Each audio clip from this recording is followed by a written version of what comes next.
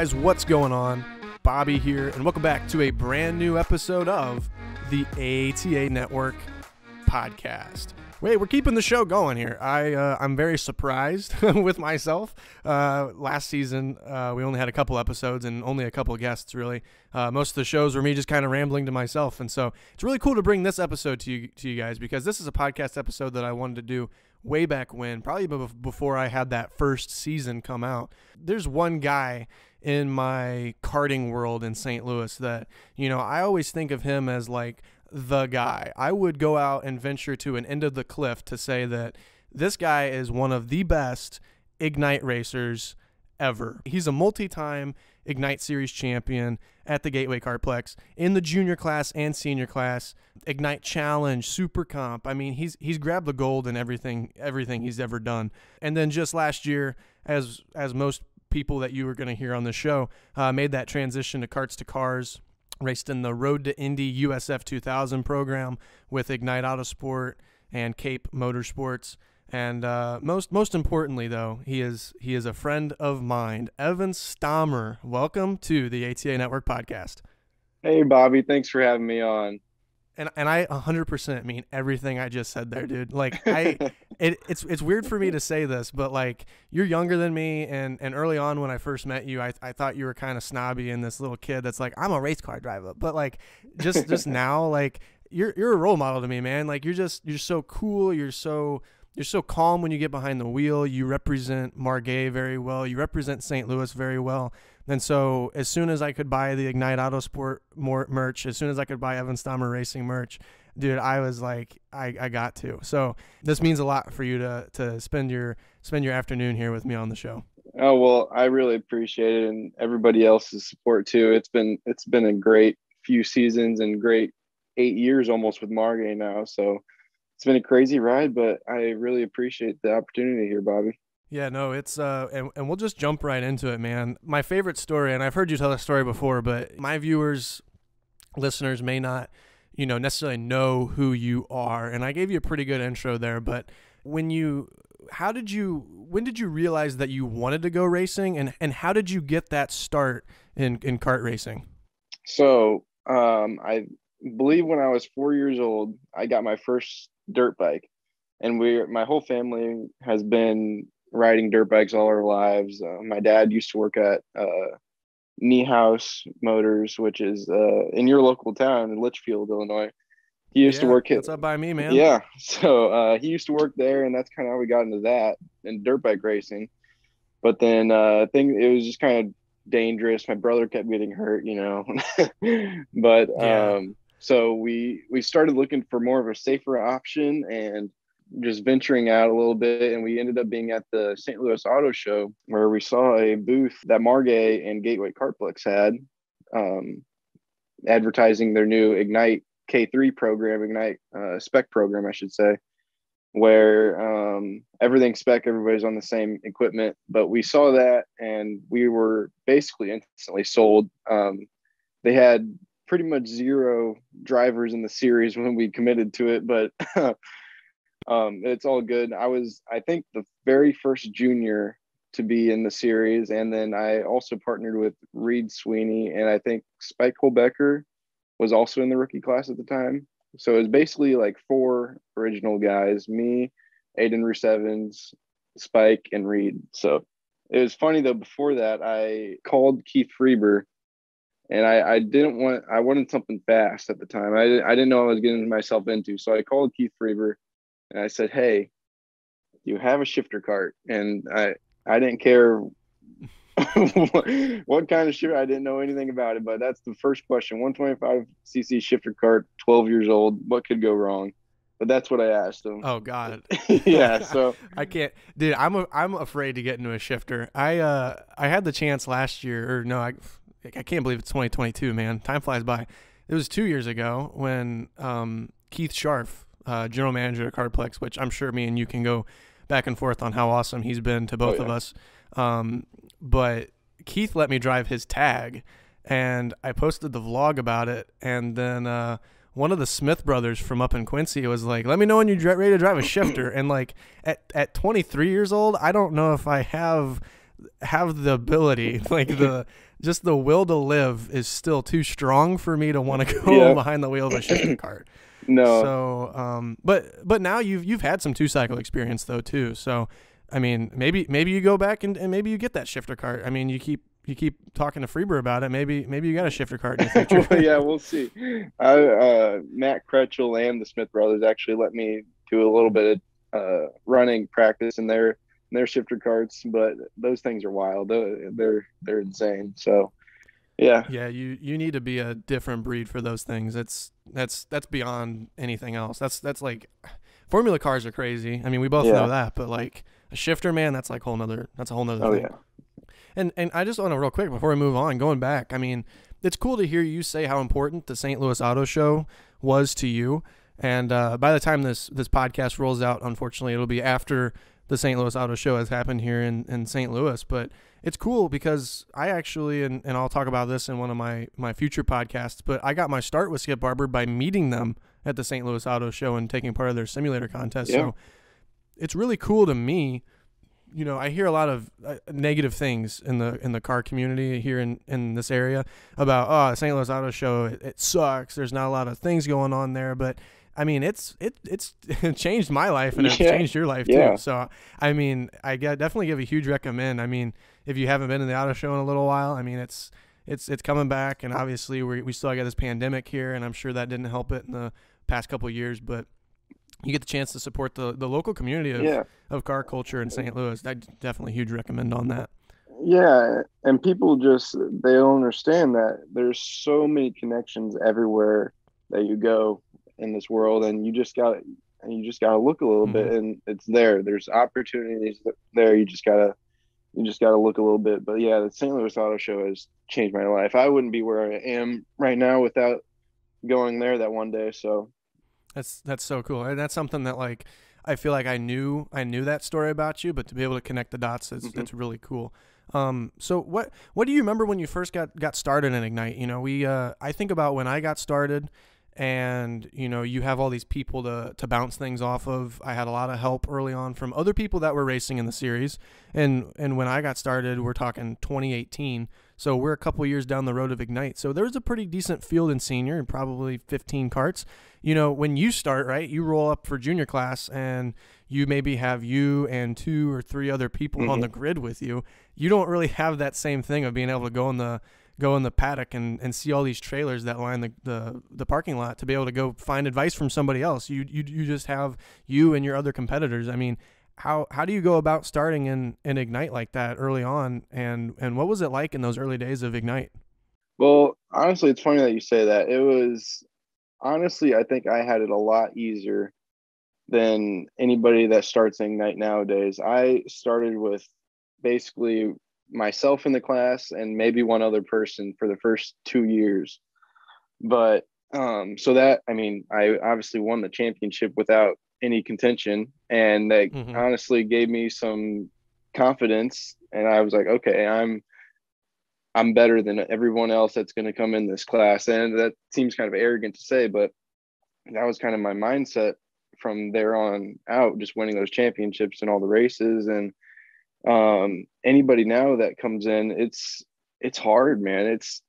It's hard to win in this class, and it's so much big competition nowadays that it's so easy to lose hope and just give up in this class. It's just really hard. I mean, 2 tenths. We're talking 2 tenths separates first through 15th.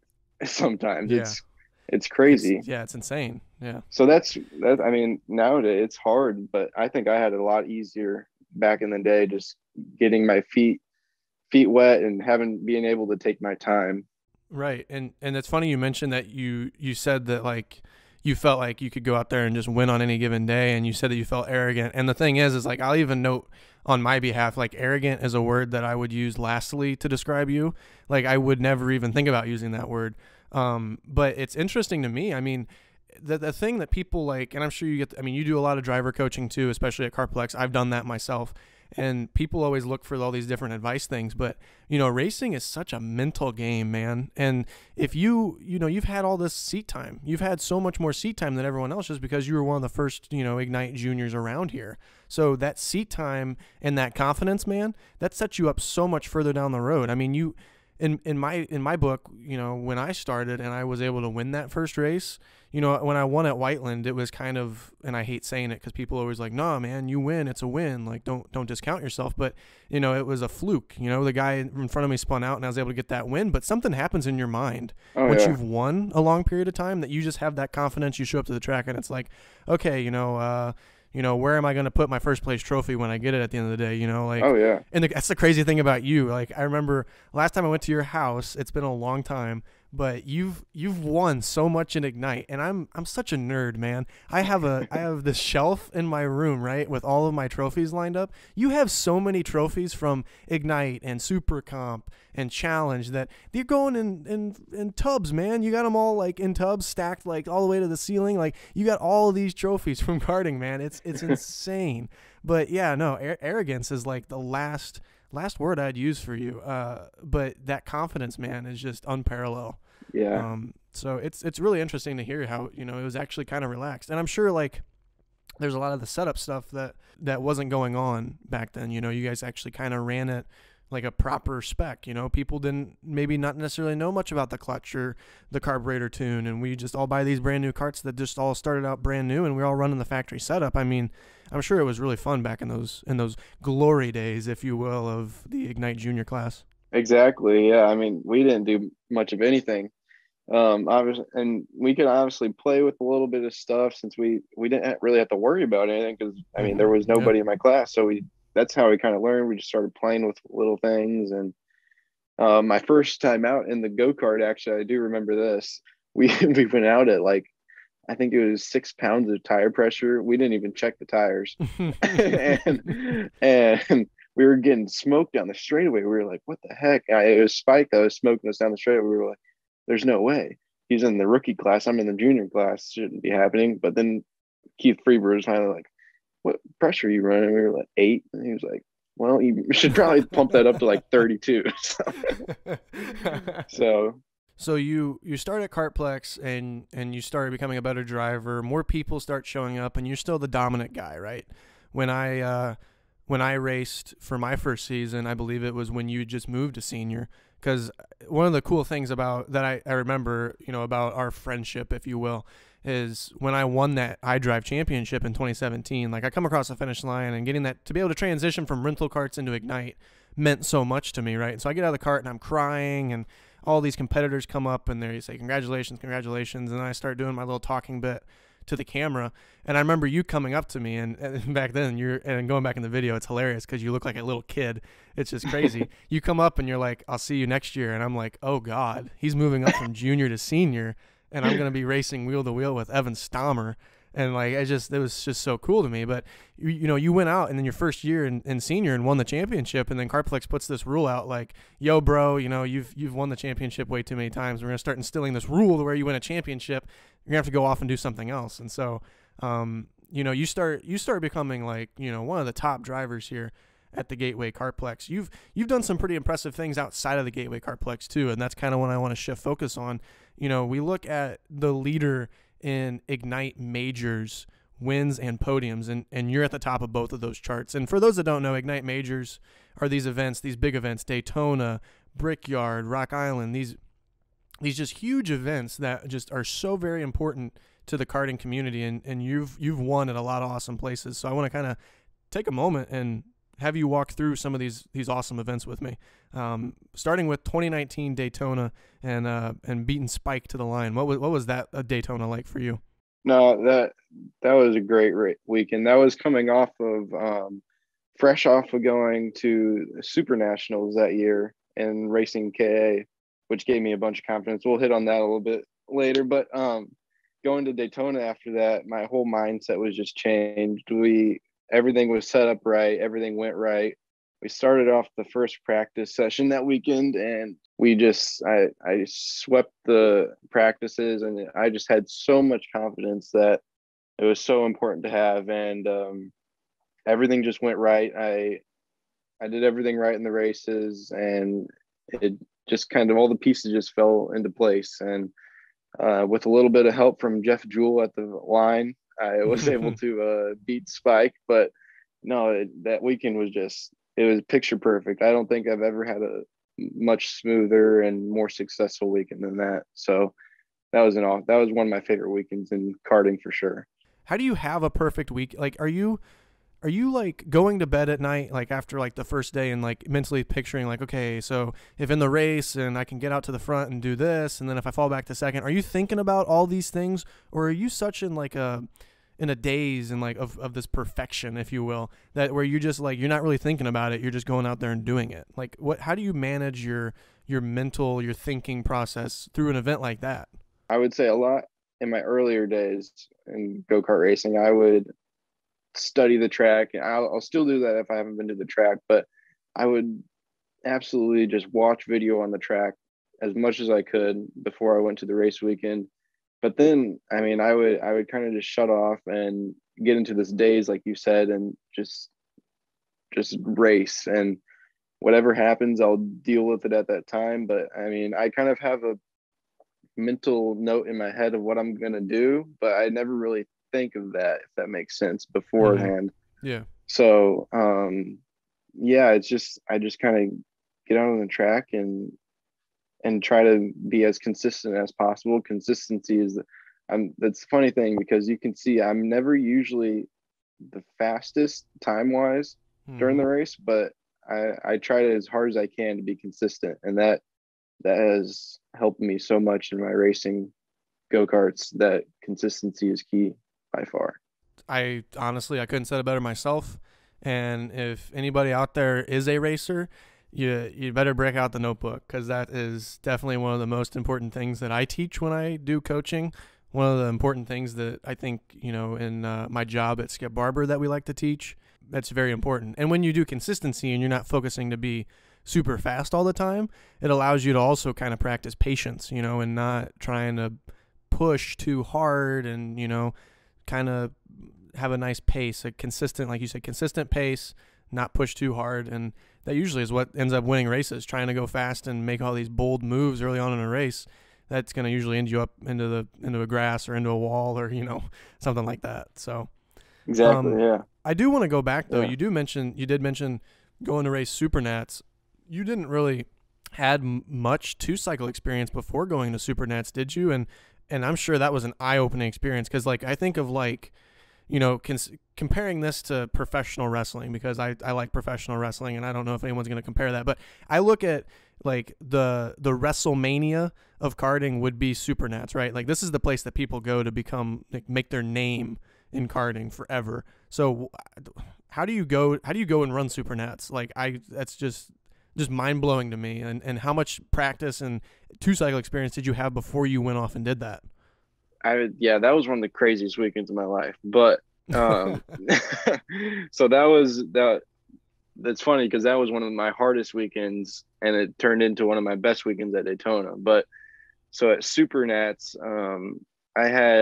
we ran the whole, for most of it, I should say, most of the Route 66 karting series in the KA 100 class, and we did some of the WKA stuff at Newcastle and things like that. So I mean, I had that year I had a decent amount of experience, but beforehand, not too much, just some Yamaha stuff here and there. But it was an eye-opening experience for sure. Like Greg Dingus, I'll give Greg a little shout out here.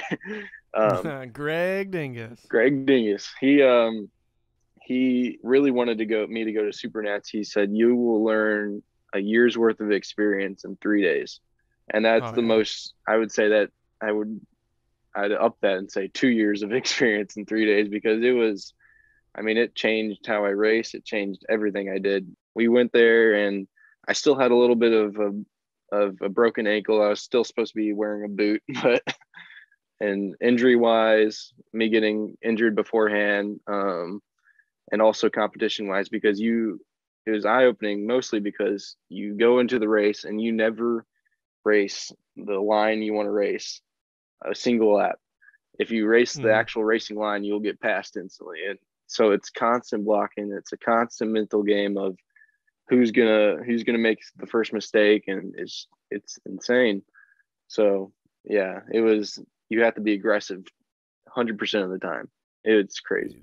You go in, like when I raced SCUSA, for example, when we did that Ignite thing with SCUSA, and you racing with even just the national level of Ignite guys, just the aggressive level that I mean, it increases for whatever reason. And I think that's just because at Gateway, everyone's friends and family, and it's just a huge, group of people that are so nice with each other that we get out on track. And you go and race an Ignite Series race at Gateway, it's not that you don't really have too many aggressive moments with people.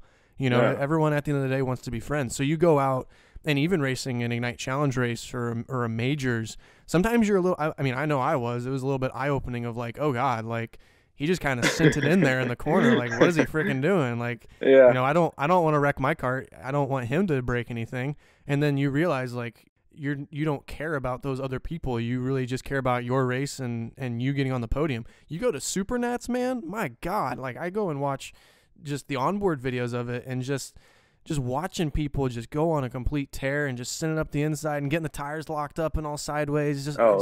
It's insane. So I cannot imagine doing that. I mean, I would love to someday, but I would need a lot more preparation for something that crazy. Yeah, and the worst part about that was that our first qualifying session, which sets you up for like, I want to say like 4 heat races that you race, or 3 or 4 heat races that you race. Mm-hmm. My engine blew up, so so we had to start from 44th every heat race, and just, so that was dead last, and make our way through every heat race, and it was crazy. And yeah, I'm sure something like that was not good for like trying to go for results, but starting in the back of the field, I'm sure you learned a lot on how to make passes and work through the field and avoid chaos and all that stuff. It was a blessing in disguise for sure. Yeah, I was a completely different racer after that weekend. So we and you touched on a little bit. You had your ankle injury.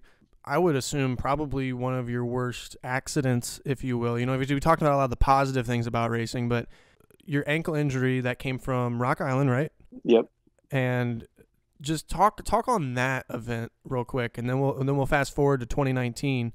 And I don't want to spoil the surprise there, but we'll talk about the year prior and your accident. What happened there? Oh yeah, that was another ugly weekend. So I was running, I think 3 or 4 classes that weekend: Yamaha, Briggs Open, I think another Briggs class, and then Ignite. It was on the Saturday, so it was just heat races that day. Nothing big, nothing, no reason to be doing rocks silly handed out at the end of the day. No rocks handed out that day. I was trying to set, it was the last lap too, I think, and I was in Yamaha, and I was trying to set up a pass on Pete Vedder, Pistol Pete, and I just set up a little bit too much for turn 1, and ended up nicking a cone, and the cone wrapped around my axle and locked up the axle, and I went flying full throttle into the barriers at the end of the front stretch. And then another guy after me came in and hit the front end of my cart, and it was just ugly. I don't recollect most of the first half of that, but I remember getting up, and my ankle, a weird sensation when I stepped down on my ankle, that it just kind of like my leg just kind of went a little further than it should. And I hate to assume what my audience members know, but to go to Rock Island, I've never raced it, and I don't know if there's any amount of money that you could give me to go race Rock Island. I mean, you're going out into this town, and it's literally around a square block, right? So you go down the city street, you make that 90-degree left, and you go down the road a little bit longer, make another left, a right, left. Like, it's crazy. There's no room for error around Rock Island. So you have this injury, and what happens after you get injured? So I assume you get taken into an ambulance, right? Right, I get taken into the ambulance, and actually the funny part is they thought it was just a sprained ankle, which I was like, okay, I didn't want to hold everybody up with the red flags. I was like, all right, just give me back to the pits, and I'm fine. Like, let's go. And I actually, and we tried to straighten the chassis. The chassis was bent. We straightened it out a little bit. and then I think it started to rain, I think, but my chassis was also bent. So I went out the next session and and wrecked straight into the wall again because I couldn't Oh turn my right. God. So I went head first into the wall once again, and yeah, some I won't say, but people weren't happy with that. So yeah, that wasn't my best moments. I wrecked like 3 times that weekend, and I earned the name IHOP by the locals. They said I should. IHOP. They Oh said I should God. take up working at IHOP instead. And I was hopping all around, Dude, and if that's the great. IHOP's listening, man, we need that sponsorship. I could Yep, see you yep. in that blue and white suit. Oh yeah. Those events are just great too because the locals are awesome. You have this fan base that gets Oh behind yeah. you, and it's bad, but it's like if somebody like wrecks and they get out of the car, the locals will start yelling, "Hey, get back in the car! What are you doing? Get back out there!" It's a great time. Everybody's having a good time. So those are some of my favorite weekends to go to for sure. So when did you realize that you had actually fractured your ankle? Well, we were on the way home, and I mean, it was terrible. It was swollen like twice its size, and it was black and purple. And then the next day we went to an urgent care to get some x-rays done, and they were, yeah, it's fractured tibia. I mean, the whole inside ball part of your ankle, that little ball piece you have, that was totally separated, totally fractured. Like it was floating around in there. So we had to go in a couple weeks later and put 2 3-inch screws in there and get that all fixed up. So still got them today. And you got the nickname Old Two Old two screws, Screws. Mark Swaggin there. Yep. Another Schwagen thing, and I just want to take note in this. Another little Schwagen dingus. I don't know who originally said it, but they both post this all the time. You really showed one of your 3 Ps that weekend, and that's passion, man. I mean, people question, if they're really passionate about something. And if you go out there and you get in a wreck and you break your leg and you just want to get right back in the go-kart again, you're pretty passionate about going back out there and racing. So that you got your passion aspect of it. You're out there and you're given that performance aspect of it by all your victories and plenty of podiums along the way as well. Yeah, definitely. Yeah, that was. So you have this incident at Rock Island, and you're crazy enough to go the next year, and it's like, yeah, I want to race Rock Island again. And talk about that weekend, 2019 weekend, a little bit of a comeback for you, if you will. That was another great weekend next year. Like I said, everything really went right that weekend too, and I ended up winning 2 rocks that weekend and some 2 other second places, I think.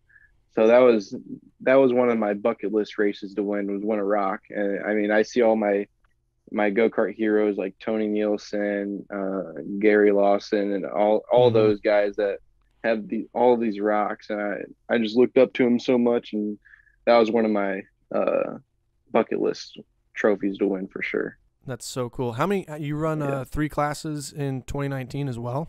I think I ran 3 classes in 2019. Yeah, and I almost went 3 for 3, but Pete Vetter beat me out for the third one. So I'll have to get him back. You spent a lot of time around Pistol Pete. Your story about hurting yourself started with Pistol Pete, and then you come back the next year, and Pistol Pete's back around with you on the track again. But no, I don't have as much experience running these major events. I've been to a lot of them. I've obviously been to probably every single one that we've hosted as far as Margay is concerned. But me, when I ran the couple that I did, I was pretty busy mentally and physically, and just the exhaustion of just running Ignite Senior. But you're going out there and you're running 3 different classes. That's got to be crazy. I mean, there's a couple of things that come to mind that I just want your opinion on, just want to hear how you feel about all this. But like, first off, the way that you drive a 2-cycle and the way that you drive a 4-cycle is not the same. So to be able to bounce back between the two, like, I don't know how you do that. And third off, just the endurance of going and running. I mean, instead of now running, 2 practices and you're qualifying and your heat race and your feature, I mean, that's 5 sessions. You've multiplied that by 3. You're running 15 sessions in a day. I mean, that's got to be even more physical than what guys are doing in sports cars and formula cars. I mean, it's just absolutely insane. Yeah, it's a lot for sure. We usually try to have a mechanic, but sometimes it's just my dad and I too. So it's almost like it's karting has its own like endurance that you build up and own. Yeah, you have your own like workout regimen with go-karting. It's not like anything you can really train for either. It's No. long days that you kind of just grind it out, and yeah, 3 classes is a lot. I don't think I would ever do that again without getting some more help, but a lot of stressful Yeah. days there, but it's also a lot of fun. You make a lot of memories and you got more chances to win. So that's the best part Yeah, about it. right. So Exactly. yeah, You got more chances to win, but you've also got more chances of wrecking or being confused on exactly. setup. So now instead of having a headache on, why can't I get, this 206 working properly for this class? Oh, I've got 2 more motors over here that I got to figure out how to make fast too. So I got 2 more races that I want to talk about as far as karting is concerned before we kind of move on to your karts to cars transition, which is, I think, really cool. I want to talk about 2020 going to race Battle at the Brickyard, and you picked up another win, and I think that would be, in my mind, getting to win at the Indianapolis Motor Speedway is really special, and so I'm sure that one ranks up there highly for you. Mm-hmm. And it was cool for me. I was there that weekend filming for Margay, and to be able to see you come across the line, 2 fists in the air, man, getting to drink and pour that milk all over, like that's just so special. So take us through that weekend for you racing at the Indianapolis Motor Speedway. Oh, it was awesome. I mean, you can't beat racing at the Indianapolis Motor Speedway. You really can't. So to win there, it was just amazing feeling. And there was so tough a competition. Jordan Bernor, Alexander Cyril, they were all there racing. Reed Sweeney wasn't in my class yet, thank goodness, but because he won it, he won his junior class that weekend. But to win in the senior class at Battle of the Brickyard was definitely, I think, one of my most valuable wins to date. So getting to pour the milk on my head and see all the smiles coming into the pits was just great. Everybody greeting me, it was awesome. I can't thank everybody enough for that weekend, and it's just a great experience. That track too is pretty unique in my opinion for karting tracks. I mean, we think of all these places that we go to. We think of our home track at Kartplex. We think of we just talked about Rock Island. We talk about Supernats. Rindy's like a kind of like a draft track. It almost kind of races like a road race, except you got that little bit of that hairpin. Yeah. So I guess technically now it would be considered right before the front stretch. What makes that track unique? And I see a lot of people that try to be successful there and they struggle, and then what makes that track so different, so unique for karters? It's a very interesting track because it's almost like it's really easy to be fast there, but it's also really easy to be slow. It doesn't make sense, but it kind of is true. So, and that track provides for some of the best racing. You always see packs from first even up to like 10th in a pack. It's crazy how much how big of packs there are there and what all comes into play to win that race. That's a big strategy race when it comes to that. And I actually lost to Colin Warren I think it was 3 years ago because I kind of misplayed my strategy and passed Jordan a corner too early, and so it's a big strategy course, and it's just an awesome play. I mean, it's a unique go-kart track, but it's an awesome place to race. In the wise words of Mr. Keith Scharf, I remember this because it was the same year that Colin Warren had won and Keith had won in Masters, and he was just drafting in the pack. I think he was with Nick Todenhop, and he just made that move on the last lap, and was able to get a push and was able to go around, and he got out of the cart and he's like, it's all a chess game. Like, he was just so confident and positive. Like, I knew I was going to make that move and it worked out. Like, he was just like on cloud 9. So I always remember him saying it's chess game. Like, just, you got to be in the right spot and make the move at the right time. Completely right. Yep. And another thing that was really cool about that weekend, that another moment in my book of Bobby and Evan memories was you come prepared when you come to the racetrack. I don't come prepared when I come to the racetrack, especially when I'm expecting to just film. But I had the opportunity. One of the cool things about Battle at the Brickyard is they give all the karters the opportunity to take one lap around the oval at the Indianapolis Motor Speedway. So for all these, and the thing is about karters, and me and you are probably a little bit more numb to this, but me and you both have had the opportunity this past year to race at some really cool racetracks in the Formula car. So a lot of people don't get this kind of opportunity to race on some historic tracks and get to race at big venues. So it's really cool that they let karters do one lap, just a kind of like a pace lap, if you will, which in a go-kart, a pace lap, you're still doing 50 miles an hour, which is about where the chip kicks in 206 anyways. Yep. But you get to do one lap around the Indianapolis Motor Speedway. And I remember, I think it was Greg or somebody was like, yeah, I don't care, go out there and do it. We don't need you to really film anything for it. And so, and I missed out on that opportunity a couple times. And so it was cool. It was like, all right, awesome, I get to go do it. And it's like, darn, I don't have a helmet, I don't have a suit, I don't have a cart. Like, what? How am I supposed to do this? and fortunately, you checked all three of those boxes. So I got to wear the old Evan Stamer suit, the old Evan Stamer helmet, and you let me drive that kart out there. And it's so weird and cool and funny to me to go back and look at the photos and videos because you've got a tinted visor on the old helmet, so it looks like you got two Evan Stamers standing next to each other, two Evan Stamers out there on the racetrack. And I remember that too, and it was just so cool to share that with you, and I appreciate you giving me that opportunity that weekend, because that's definitely, I think, one of the coolest memories I have at the Speedway. Yeah, those memories they stay with you forever. So it's so much fun just to be there with all my friends and make all those memories, and it's so cool. I love it all. And yeah, going back to your comment about preparation and having all my gear there, I have this weird thing where I have to have like every possible gear that I've like ever worn. I have to like take it. I'm like, what if this happens? Mm-hmm. I'm like, it's not gonna happen, but I just have to bring like constantly 3 helmets, like 2 suits, and like 3 pairs of shoes, because why not?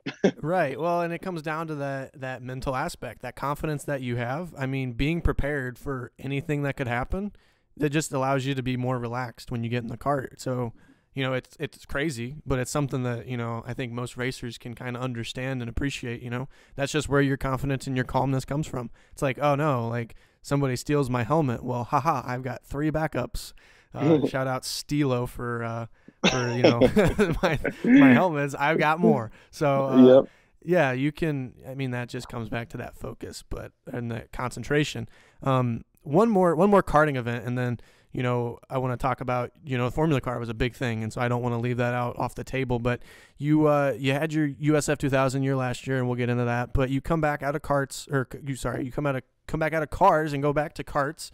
You went down and raced in Daytona. And I was watching live timing throughout the weekend, and I wasn't sure if you were going to get the job done. And unfortunately, I put money on you, and you delivered. You delivered in that second senior race, and you picked up another win at Daytona. I'm sure that was really cool to, you get in a vehicle, whether it's a kart or a car, and you race it and you get comfortable to that thing, and then you go and move something else, and you got to relearn it, even if you've been in it before. So talk me through racing at Daytona and just kind of getting readjusted to going back into the Ignite kart after racing USF2000. How was that transition difficult for you? And then also talk on getting that win over new Ignite senior driver Reed Sweeney.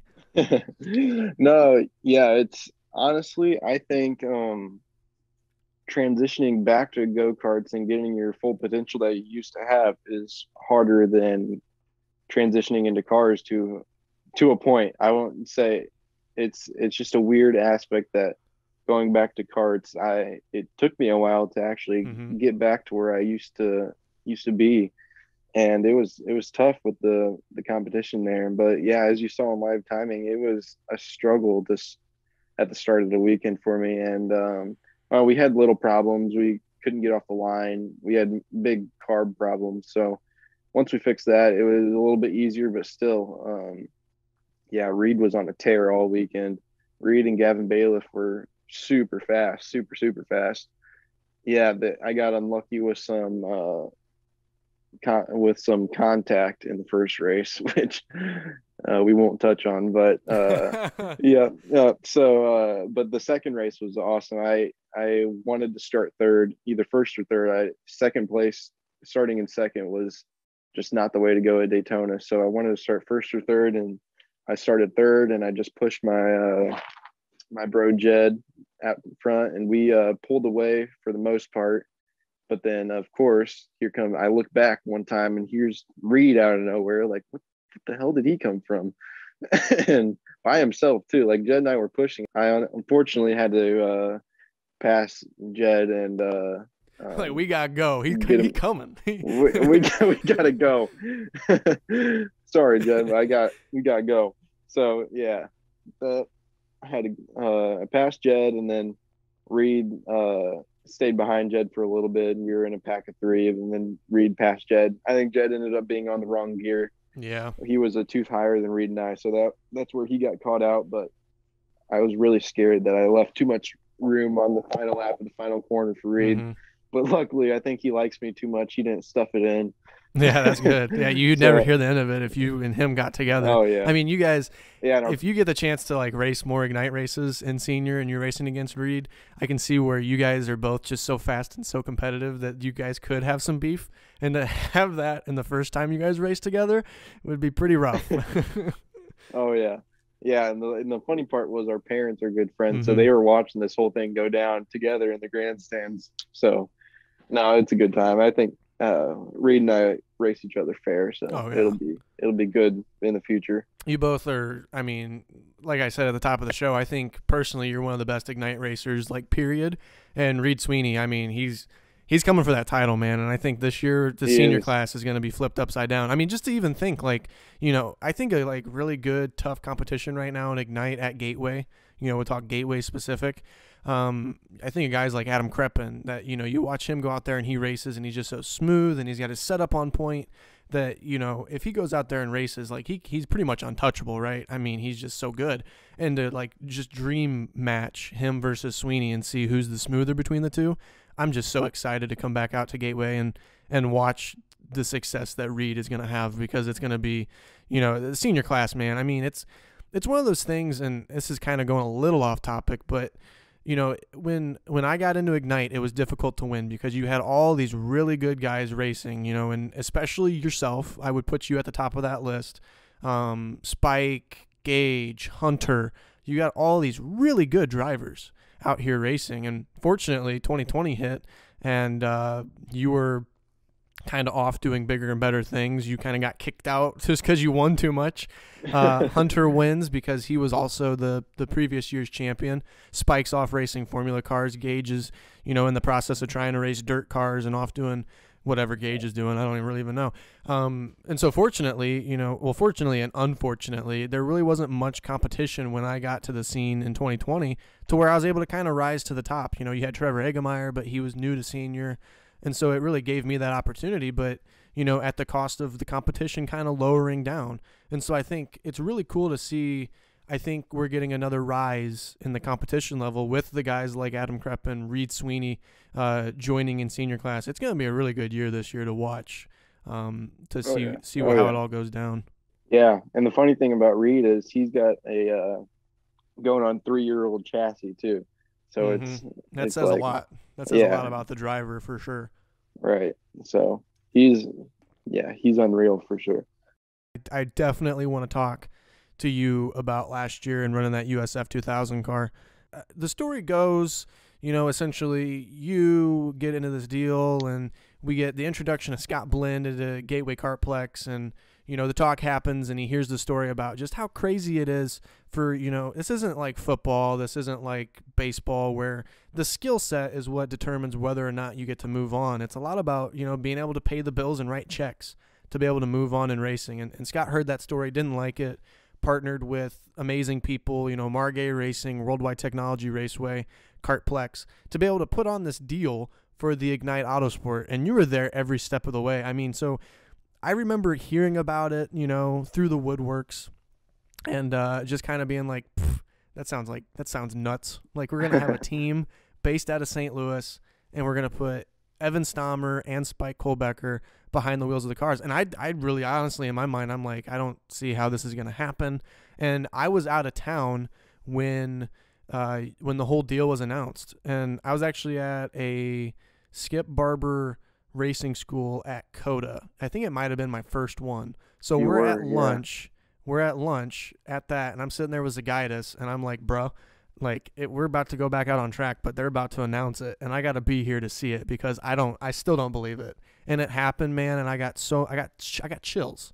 And and this is, I don't want to geek over you too much. Like, we're friends, right? But I'm also like a really big fan of yours. And so to be able to see you get that opportunity and be there at that press conference and watch you take the cover off and show this beautiful number 3 Kate Motorsports car and get this opportunity, man. Like, talk about how that felt to you to get this opportunity, and when did it sink in? Was it when you took the cover off the car? Was it when you were doing testing, before the season, or was it when you were there for that first race? When did it really sink in for you? Yeah, it was a wild ride those couple months. I mean, everything happened so fast. Yeah, I mean, it means the world, obviously. I can't even put into words how grateful I am for everybody coming together and giving me the opportunity that I had. It took a lot of work on Scott and Keith's side of things, and just to get us that ride, and it was insane. I mean, it sunk in. I think we had a test at Sebring, and it really sunk in there. I think that was our first test, and it was just me and Thomas, my other teammate with Kate. Mm-hmm. And I went out my first time, and I spun the tire. It was brand new tires, brand new driver in a Formula car, and went out, spun the tires, like half spun, and I was like, oh crap, this thing is quick.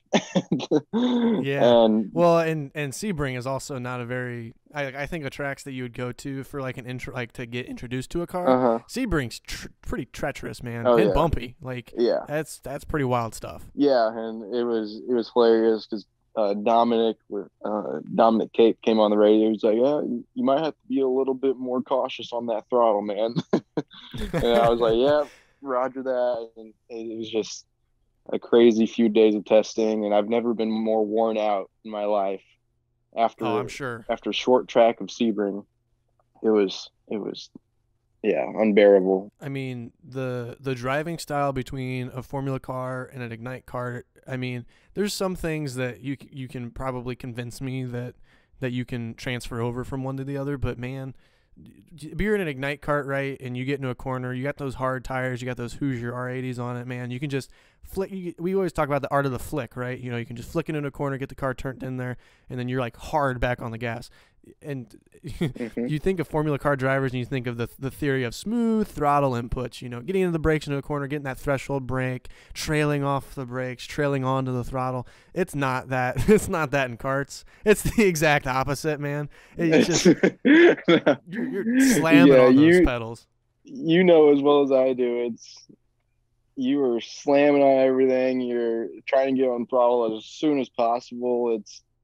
It's a totally different aspect. It's crazy how different it was to me. I struggled a lot with finding the limit of the tires and the aero. That was what the big thing I had, and you can attest to that. It's huge. I can't even explain how difficult it was. In my year of racing, right, I raced 4 races this year, and all the tracks that I raced at, I mean, you're pretty safe to kind of go off track. St. Pete, right? I mean, that track is like, you go off track. I mean, there's no off track. It's a wall. Yeah. So that's so crazy, man. That is, the mental aspect of running in USF2000. I want to get to that in a second, but before we get to that, you go out there and you're racing, and like for me, and this is really the only way that I can relate to it is kind of comparing what I have as far as knowledge. And Skip Barber Race Series, it's so cool, competitive, but it does not compare to what you experienced at USF, right? So we in Skip Barber, all of us are friends pretty much. We all know each other. We all did our race schools together, and I go into a corner with Johnny Gindy or Nathan Bird or Lindsey Brewer, like you know there's that respect level there. Like this is kind of like racing, how we talked earlier. This is racing at the Gateway Kartplex in the Ignite series. What you're doing in the USF2000 car, you're right back at Super Nats, and people are throwing it in corners. And the difference here is like you go off and you ride off a go-kart, right? Let's say it's an Ignite kart. That's, you know, $4,500, $5,000, whatever it is. You go off in a corner and you just barely clip somebody on the nose of the car. I mean, you're looking at riding off a go-kart. So Yeah. what is that like mentally, racing in USF 2000? And, you know, me and you come from very similar, I would say, social groups, right? We're middle-class people. We don't have all this big financial backing to go off and ride a car off just because we're trying to find that extra tenth. What's that mental process like racing USF 2000? Very tough. Yeah, I mean, just like you said, like we in the USF paddock, we're mostly all friends, but we're friends to a point to where we know what we're trying to achieve, and nobody's going to get in our way of doing it. That's the kind of environment it is, and it's dog eat dog, and you just really got to be aggressive all of the time, and it's the mental aspect of it is huge. Like you could be in my first race at Barber, say I thought I was ready. I had a bunch of testing in. I was good, but when you hit that green flag comes out, you freeze and everything just stops, and you freeze up and tense up, and it's just not how you want to race, and it's just you're slow and you get defeated. But that second race at Barber was a lot better, and I was a lot looser, and the times came. You could tell the times were coming down. I was closer to the leaders, and it's just mentally, it's huge to be relaxed in the car. No matter how I never really got to that point, I would say, until like the last 2 race weekends, to where I was really relaxed in the car and I knew what it was going to do if it did something. And so it takes a whole year, I'd say, and for some people to get relaxed and get the full potential of the car. Oh yeah. I mean, that seems like really with any motorsport. I mean, I always talk to people about when they try to run an Ignite, and it's like you usually tell people that your first year in Ignite is a learning year. Skip Barber, I would say, was the same way when I raced this past year, and it's so crazy. I mean, just the similarities between how you had your USF 2000 year. I remember going to take the green flag at Coda for our first race, and it's in the pouring rain, right? And I can't see anything. And I'm in the short chute right before before we make the left-hander to go on the front stretch, and I'm getting hit by the rooster tails of the car in front of me. I can't see anything. All I see is these red blinky lights, and I'm like thinking in my mind, like, am I sure that I want to be a race car driver? Like the whole becoming a doctor and like making money thing, that sounds fun. But like this right now, this seems pretty sketchy. I'm about to die. Yeah, exactly. And for you, man, I mean, you know, the USF 2000, this is real stuff, right? I mean, you're being broadcasted. You've got Rob Howden on the loudspeaker, you know, saying your name, and this is a big deal. Like what? I mean, how do you manage those emotions and all of the, besides just the racing, right? Besides the racing, like you've got all this extra pressure. You've got a full team of people, right? You've got engineers, you've got a team owner, you've got Scott Blind, you've got Keith Freeber, you've got this entire army of fans in St. Louis supporting you. And it's all a beautiful thing. It's all awesome. It's all great. But yeah, man, that's stressful. I mean, how do you turn that off? How do you turn that off to focus in racing? It is so hard.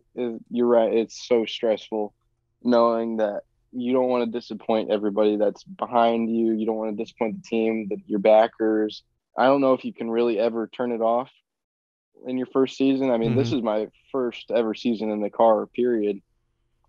And it was, the mental aspect was pretty big for me. And I just tried to do everything I could not to wreck into people and get my nose dirty, and I also try to do that with being aggressive too and make passes, and you saw that in the race, and I'd actually do fairly well in all the races, but the qualifying is a big mental game because you have to push that car to the maximum to get a lap in. And people kept telling me that, like, hey, don't worry about the crash damage, like, you're fine, but still that doesn't really help. No, it makes it worse. It makes it worse almost to a point. And yeah, it's hard to, mostly it's pretty impossible to push the car to a maximum when that's in your head constantly. And so yeah, it's tough.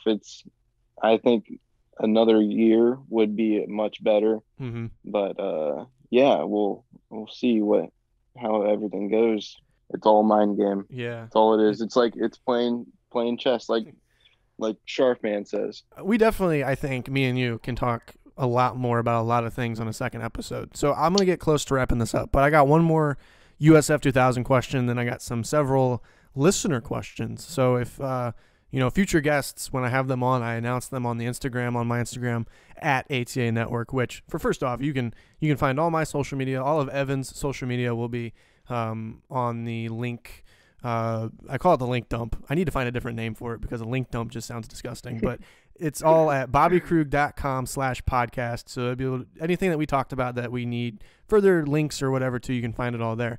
Anyways, so we have listener questions, so people can ask questions via the Instagram. So we'll get into that. But I got one more USF2000 question, and this is kind of a generic question, lame, not really much of a good interviewer question, but it's very simple.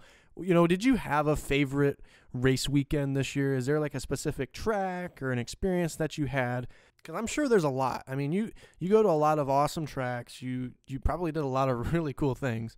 The craziest experience I had was at Mid-Ohio, the last race weekend of USF, when it was raining at Mid-Ohio. And if anybody knows, that is the most treacherous track in the rain, period. It's something about it where the oil comes up when it rains. It's so slick. But I had some of my best moves, I think, ever in the car that weekend in the rain. And I went up in the field and I went off, spun, and then I was in the back of the field, and I came back up through the field again, and it was an awesome weekend for me, that with that perspective. But it was also, I hate to interject with my story. We're here to talk about you, but I can also agree that it was also a very good weekend for me at Mid-Ohio too. We shared that weekend together. It was really cool. Yeah. I remember I had a moment in between everything going on, and I wandered over to the Road to Indy paddock, and I found you outside tech, and I was like, I gotta get a picture, man. I mean, it's so cool. It's so I was like geeking out on the way back, and once again fanboying over Evan Stamer, right? But no, like the thing is like me and you, we've known each other for a long time. What feels like, you watched me in rental karts. I watched you early on in your Ignite career when everything was kind of getting started, and to like take a photo with you in our fire suits with Formula cars, and both of us racing a Formula car at Mid-Ohio, like, man, that's just like, even like talking about it, and we both experienced this, but talking about it now, months removed from that, it still blows my mind, man. That is so cool. Oh, it's crazy. It's so cool. Yeah. But we came from the same place, and it's crazy. Yeah, it's so cool. But going back to your experiences this year, I didn't want to cut you off there, but I want to talk about that, because to me, that's another really just cool highlight. Put that in the Bobby and Evan scrapbook of memories for sure. But go back and talk about what other tracks you liked, what other experiences you had. I think Road America and the Lucas Oil Raceway. Oh yeah, you went oval racing, bro. We went oval racing. Yeah, that race was mentally the toughest thing I've ever done, period. But it was 75 laps, and it was Thomas in 14th, me in 15th, and we were just battling out the whole time, teammate against teammate. And I learned a lot that race, and it was crazy because the aero wash you felt, the different lines you had to take to pass somebody, and the mental game of 75 laps and 22 second lap. That's crazy. Time. It was crazy. I mean, 75 laps, 150 times going through a corner. I mean that. And you're not experienced to that. Like, I could understand maybe like we've seen some dirt racers, right, jump into the Formula car and get into an oval and do really well. You've got all this karting experience, and you did like a handful of like champ car kind of stuff. So you don't do ovals. Like, that's not in your vocabulary.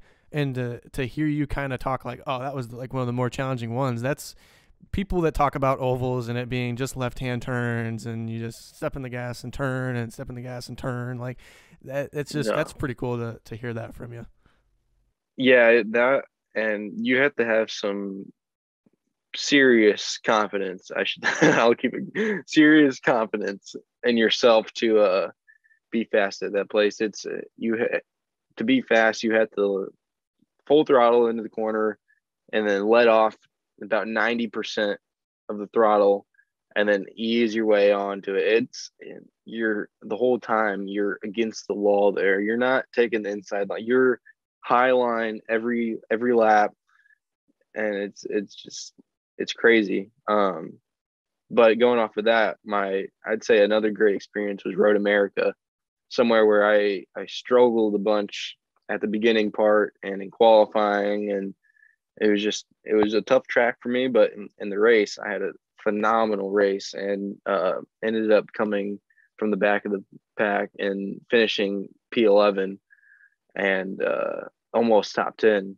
And that was, I think, one of my best experiences. Mm-hmm.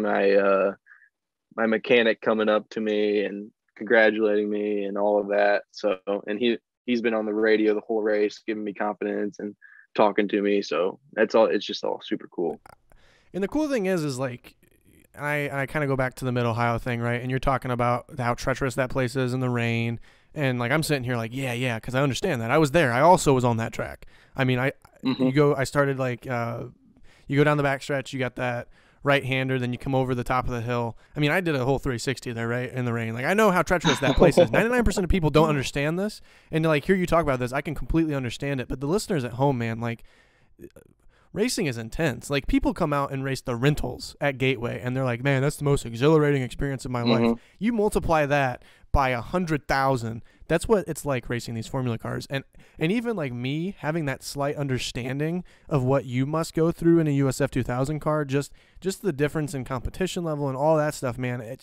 I can't even understand fully what you go through, but I can understand it to a point and really appreciate it. So I definitely want to have you back on to further talk about that. Yeah. And obviously, real quick before we jump into these listener questions, but what are your 22 plans for this year? I know that you may not have anything solidified yet, but you know, if you're still working on it, man, where can people go to kind of support you and stay in tune with what you may have going on this year? Yeah, so it's still in the early works of stuff, but I think we have a good idea of what we want to do. I can't disclose that quite yet, but yeah, he's gonna race something with 4 tires. Four tires. Probably won't be USF2000 this year. It would be really cool to do a second year in that, but it kind of doesn't make sense from our standpoint of what we're trying to achieve. So we'll probably be doing something with a roll cage and everything like that. So closed cockpit. Okay. And so yeah.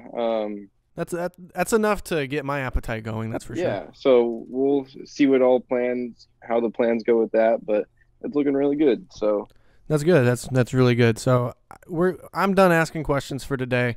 I got a couple we'll do this like real quick fire questions here to wrap up the show, but some listener questions. Evan Stamer, what is your favorite color? Oh man, that's a hard question. I think. Do you have like multiple favorite colors? Yeah, you can't just have one favorite color.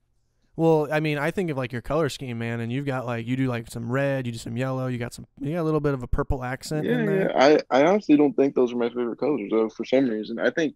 That's crazy. I think I would have thought for sure. If you were just like back in preschool or middle school or whatever, when you were just drawing with like those markers, my favorite color would be orange for sure. Yeah, orange. Oh, that's a good color. I mean, that was like your first ever helmet design was like an orange and white kind of thing. Well, yeah. What is your favorite pre-race snack? So you're getting ready to go out on track, whether it be USF or karting, and you need that little bit of extra energy. What do you reach for? So I usually don't really eat before my races, but I will say my pre-race drink would be Celsius for sure.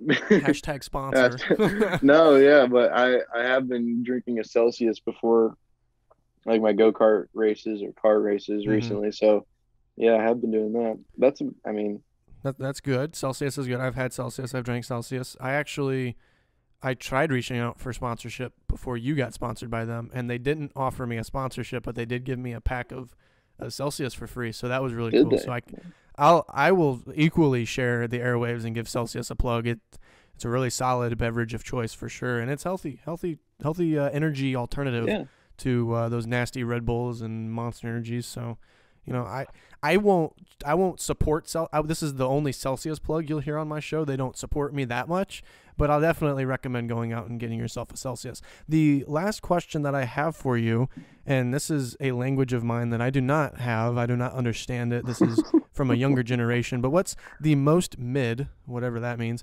ice cream place in Edwardsville? Definitely Cold Stone, because they're not the best. City Scoops Creamery is the best. Most mid would be Cold Stone. So I think Josh Robinson 123 commented that. Yeah, that was him. Yep. Yep. Do you have anything else you want to add here before we wrap this up? Definitely give yourself a plug. Where can people find you online?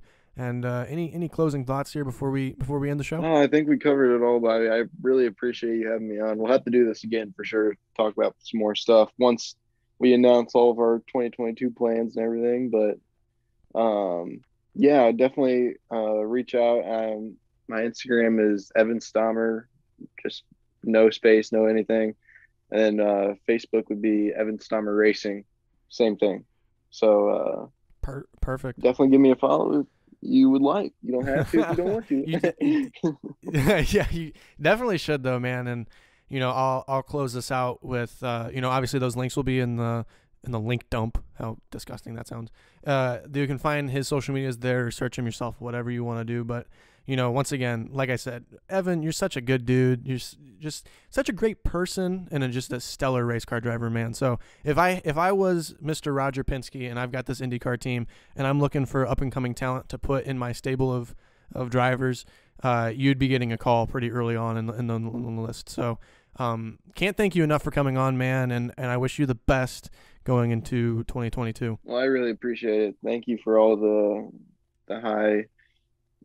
All the praises that I'm giving you. Really stroking your ego. Yeah, thank you for all the high praise, Bobby, and I really appreciate it. But no, I thanks for coming on, and you know, we'll shout at you again for another episode for sure. But I also want to thank everybody for tuning in and listening to the show. You know, I also want to remind people, you want to support the show, shop the merch, shop ATAnetwork.com. Evan's got an ATA Network shirt. I'm sure he loves it. I'm sure he's wearing it right now. I am wearing it right now, actually. Are you for real? Yeah, I am. So, yeah, the show does not have sponsors, does not have any kind of financial support. And it does cost money to get the show running, keep the lights on, host it on your favorite podcast platform. So, you know, go over there, check out the store. You know, we got shirts, long sleeves, hoodies, all that stuff. But, you know, that ends the show for today, guys. Thanks for tuning in. Thanks for listening. Thanks to Evan for sharing his story. And we'll hear you guys next time on the next episode of the ATA Network podcast.